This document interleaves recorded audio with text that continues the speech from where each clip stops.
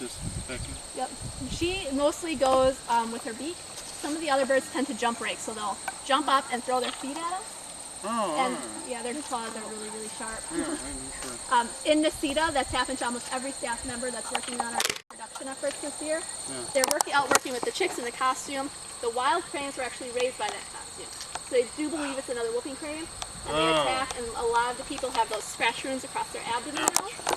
And while you're in that costume, you can't scream or make any sounds or movements, so it's really quite impressive. Yeah. Yeah, it's quite interesting, so I've heard the stories about that. You're laughing like you're hard there, buddy. So the two crown cranes are the most ancestral of all of our cranes. If you look at them, you'll notice they have 3 front-facing toes and 1 rear-facing toe. In the rest of our species, that rear-facing toe no longer functions. It's just kind of a little nub. These birds still function, so they can actually perch in trees.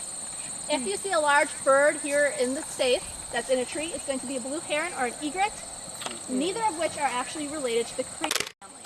Our cranes are more closely related to the coots or the moorhens, so they're the bigger duck-looking birds if you're familiar with them. I've been around that side of the pond. I was just gonna say we're gonna go back and start looking and everybody said bye. Yep, Lozenge last one. So. Okay, so by the time I get over there, we'll be able to. Yep. Alright. Cool beans. The other really cool thing about these birds is that crown. Now, that tuft of feathers really does serve a purpose. It's not just for show. These birds live in the tall grassland